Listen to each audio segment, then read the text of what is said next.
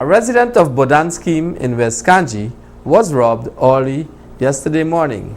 Shanice Beckles reports. A respected educator and businesswoman was in the wee hours of yesterday morning terrorized by four armed and masked bandits in what was an attempted robbery. The 47-year-old Lot 22 Budhan Scheme East Kanji resident was alone at the time of the robbery, since her husband is overseas. The visibly shaken businesswoman requested anonymity as she disclosed the details surrounding the robbery.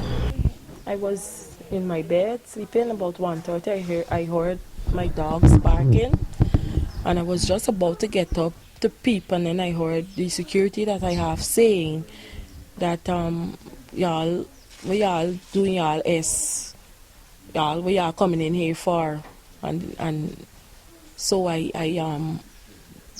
got up and I called for him, and he said two guys were trying to jump over the fence, but they jumped over back and they gone up the road.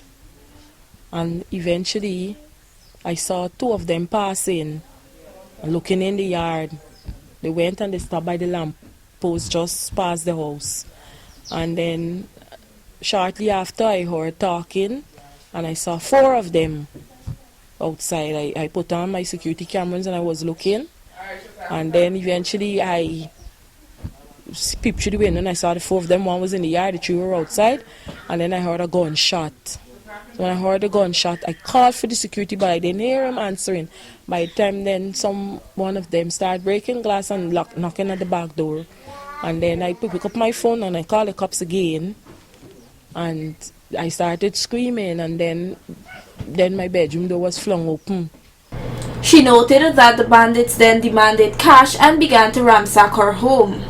Started asking for money and jewelry, and I said I don't wear jewelry and I don't have money. He said I have to have money. He brought me outside at gunpoint. I took out my purse. I showed him that I only have $1,000 in my purse. And when the short one, there was a short Indian or American one, I don't know, because their faces were secreted, only their eyes were showing. And he hit me in my back with a cutlass and said I have to have money, I can shop. And then they took me back in the bedroom and I was kneeling. They had me kneeling on the floor and I was praying and I was begging and I begging them not to shoot me because I don't have anything. And they started ransacking the bedrooms, and then they kicked up my daughter's bedroom door. She wasn't here at the time. And they started, I was inside and I heard them breaking stuff. I didn't know what it was, and so on, and they tumbled up. And then they went downstairs for a time. I think two of them were up here and two went down. And then I heard chopping songs and beating, and then I heard the security, because he had hidden away himself from them, and then they found him and they beat him and chopped him. During the course of the robbery, one of the bandits then attempted to sexually assault the helpless woman.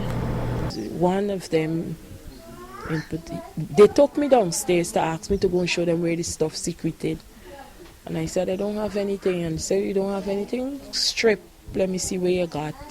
Let me see where you hide them things, where you're going and you're hiding things. Show me where them things. Let me see if you got anything. And I was going to take off, pull down my dress to show them that I don't have anything. And then the tall one that had me at gunpoint, he bring me back up the step. They asked the keys to my husband's storeroom. And he started to bring me back up the step. And the short one said, I told them, I said, the keys to the storeroom is behind the door. And they bring out some keys, but then I told them, I said, that's not the key in the bedroom. And the one took me at gunpoint in the bedroom while the short one went back downstairs.